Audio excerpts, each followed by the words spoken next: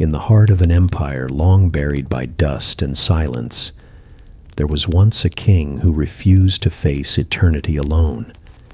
His name has been spoken in whispers across centuries, half myth, half memory, the ruler of a golden court that glittered above a pit of bones. Tonight, we descend into the tomb of a monarch who ordered his servants buried alive beside him, a man so consumed by power that even death could not loosen his grip on the living. This is the story of King Zhao of the ancient Yan kingdom, a ruler whose final command turned loyalty into horror, and whose resting place, when opened millennia later, revealed claw marks carved into stone by those who begged the earth to let them out. The story begins more than 2,000 years ago during China's Warring States period, a time when kings fought like gods and blood fed the soil of ambition. The Yan kingdom, in what is now northern China, stood on the edge of chaos, its people living under the rule of King Zhao, a monarch praised for his military victories, but feared for his cold devotion to immortality. The chronicles describe him as a man of piercing eyes and a silence that unsettled even his generals. He believed that a king's spirit was divine, that when his body died, his soul would still reign, and his loyal attendants must follow him beyond the veil to serve him for eternity. In his final years, King Zhao grew obsessed with death, not as an end, but as a continuation of rule. His palace filled with astrologers, alchemists, and priests who spoke of eternal empires and ghostly servants. He built a massive burial complex beneath the capital, hidden beneath mountains of earth, a place he called the City of Shadows. When word spread that the king was preparing his death palace, fear rippled through the court. Servants whispered that those who served him most faithfully were being chosen for the eternal household. At first, no one believed it. But as the king's health began to fade, people started disappearing from the palace. Chambermaids, guards, scribes, and concubines, all gone without farewell. When the royal architect completed the underground tomb, witnesses said the king walked its corridors by torchlight for hours, murmuring to the walls as if greeting invisible subjects. The plan was monstrous, yet meticulously arranged. When the king died, 1,000 souls would accompany him, their duty sealed in suffocating darkness. When King Zhao finally drew his last breath, the court fell silent. The burial ceremony lasted 7 days and 7 nights, each hour marked by ritual chants and the scent of burning sandalwood thick in the air. The chosen servants were dressed in silks, their wrists bound with red thread, told they were honored to follow their king into paradise. Some believed it. Others trembled.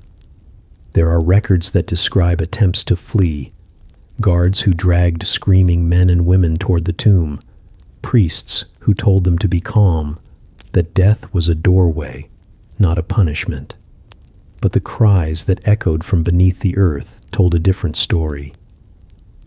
As the last stone slabs were sealed, witnesses said they could still hear muffled thuds and faint, frantic wails. The king's spirit had been entombed with his empire of the living dead. Centuries passed. The Yan kingdom fell, and with it, memory of the king faded into legend. The site of the tomb was lost beneath layers of civilization, forgotten by time, until the late 20th century, when archaeologists near Beijing discovered an enormous burial mound unlike any other. The ground was dense with clay and charred remains, as if the soil itself remembered suffering. When they unearthed the main chamber, what they found turned myth into something far more disturbing. Lining the walls were rows of skeletal remains, many crouched in unnatural positions. Some had their hands pressed against the stone ceiling. Others were found embracing one another, skulls tilted back as if screaming. And on the smooth stone surfaces, faint but visible beneath layers of dust, were the claw marks. Desperate, violent scratches left by fingernails worn down to the bone. The official report described the site as a retainer burial, a practice not unknown in ancient China, where servants were killed or buried alive to accompany their masters. Yet, the sheer scale of this tomb shocked even seasoned historians. Over 300 skeletons were recovered, their arrangement suggesting they had been alive when the tomb was sealed. Among them were women, soldiers, and even musicians. Small bronze bells and fragments of silk were found near the bones, as if they had been buried mid-performance, their final songs fading into the choking dark. One archaeologist, a woman named Dr. Lian Wu, later wrote in her diary, "You can still feel the panic in the air. The silence here screams." Her notes were never officially published, but copies circulated quietly among academic circles. What kind of devotion makes a human kneel willingly before a tomb? And what kind of fear makes them stay when the earth begins to close above their heads?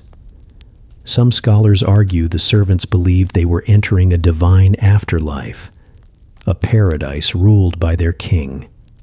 But others see something darker, the psychological slavery of loyalty, a system so absolute that even the idea of refusal felt like treason against the gods. The more we learn about King Zhao, the clearer it becomes that his rule was built not on respect, but on terror masked as reverence. There are fragments of writing found within the tomb, etched onto bamboo slips preserved in clay. One passage reads, "He shall rule below as he ruled above, and the faithful shall serve forever." Another, barely legible, says simply, "The air grows thin." Archaeologists still debate whether that second line was part of a ritual chant or a message from someone trapped inside. Imagine the last moments of those souls, the flickering torchlight dimming as oxygen vanished, the realization spreading through the crowd that paradise was a lie. The air thickens, the ground hums with silence, and the world becomes smaller with every breath. As more chambers were uncovered, strange anomalies appeared. In one chamber, a royal chariot stood intact, its bronze fittings gleaming after 2 millennia. But the horses, their bones perfectly aligned, had been buried standing, heads lifted as if frozen mid-whinny. In another chamber, jars of quicksilver lined the walls, shimmering like liquid ghosts. Ancient texts suggest mercury was believed to preserve the body, to make flesh immortal. Perhaps the king's obsession with eternity drove him to surround himself with poison, both literal and spiritual. But what if this wasn't just a burial? What if it was a ritual, a sealing? Some legends claim King Zhao's priests warned that his spirit was too powerful to roam free. They said if he died unbound, he would rise as a wrathful ghost, devouring his own bloodline. So they buried him beneath layers of rock, iron, and human souls, a living cage powered by sacrifice. For centuries, villagers near the supposed site spoke of strange tremors and whispers that came from the ground at night, of animals that refused to graze near the mound, and of lanterns flickering out when passing the area. By the time modern excavation began, the locals already called it the tomb that breathes. Workers reported hearing faint tapping sounds from below, though the chambers had been sealed for thousands of years. A few refused to return after one incident, when a camera left overnight captured what sounded like distant footsteps echoing through the darkness. Scientists later attributed it to seismic activity, but even they admitted it didn't match the pattern of normal ground movement. The recordings were archived, never publicly released. King Zhao's tomb is now considered one of the most disturbing archaeological sites in Asia. While the official museums display artifacts, jade ornaments, bronze vessels, and ritual blades, the deeper story remains hidden. The claw marks, the screams etched into silence, the emperor's name half erased from inscriptions, all point to a truth history tried to forget. The grandeur of ancient empires was built on human sacrifice, both literal and spiritual. And beneath every monument of gold lies a grave full of loyalty turned into agony. Yet, there's something hauntingly human in all of it. These servants weren't monsters or fools. They were people who lived in a world where obedience was survival, where the will of a king was divine law. Some might have hoped their sacrifice would bring them peace or protect their families. Some might have simply been too afraid to resist. The tragedy of the tomb of King Zhao is not just the cruelty of one man. It's the silence of thousands who believed they had no choice. Even today, the tomb is sealed again. After a series of unexplained accidents during excavation, including sudden collapses and equipment failures, the Chinese government halted further digging, citing preservation concerns. But among those who worked on the site, many speak of an unspoken fear.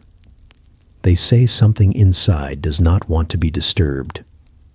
A guard once claimed that during a midnight shift, he saw a faint light moving behind the sealed entrance like torches flickering deep underground.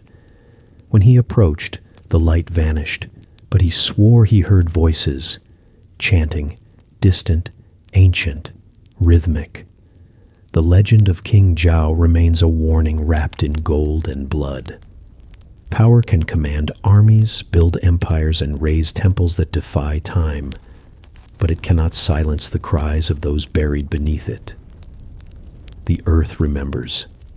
Every scratch, every mark of terror carved by desperate hands is a reminder that the past never truly sleeps.